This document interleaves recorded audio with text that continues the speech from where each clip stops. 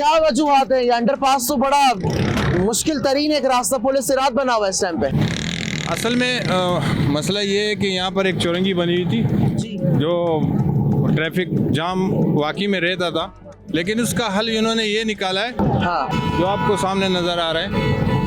मैं basically सराबकोट action committee का member भी हूँ। अच्छा यहाँ पर हमने बहुत प्रोटेस्ट भी किए, सही 6 दिन हमने यहाँ पर धरना दिया है, सही। उसका कोई वो नहीं निकाला। तो क्या बताया गया, क्या बोला जा रहा है कि कोई मुतबादिल यहाँ पे कट बना के देंगे या क्या करेंगे?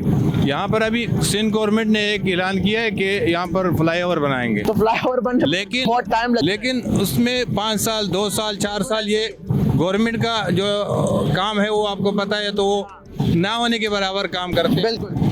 तो अभी फिलहाल फिलफौर यहाँ पर एक यूटर्न होना चाहिए और बहुत ज़रूरी है। अभी मैं वहाँ से पैदल वाले पुल से वापस आए, वहाँ पर बहुत लेन लगा हुआ है। ये आपको सामने ये उस साइड और इस साइड गुलशन टाउन और सराबकोट टाउन को जो आसपास इलाका है, कारोबार, बच्चे स्कूल, ये मैं ट्यूशन ले जाने जा रहा था गुलशन की तरफ।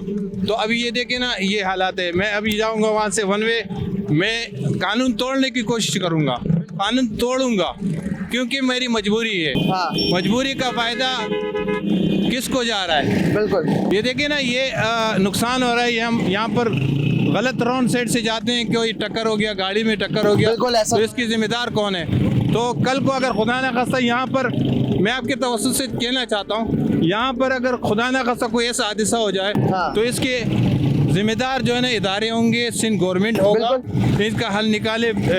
NHA है, FW है, सबसे हमने रिक्वेस्ट किया। हमने 6 दिन आपने धरना दिया आप लोगों ने यहाँ 6 दिन पे? यहाँ के तमाम इलाका मकीन थे? जी बिल्कुल, एक्शन कमेटी का मैं मेंबर हूँ, मेरा रोहिदाद खान उमन नाम है। मैं जमात इस्लामी का भी एक रुकन हूँ। हाँ। हमने यहाँ पर बैनर भी लगाए हैं पुल के ऊपर, वो भी लोगों ने पाड़ लिए। अच्छा। हमने पूरे पोले पे बैनर लगवाए, ये भी इन्होंने पाड़ लिए।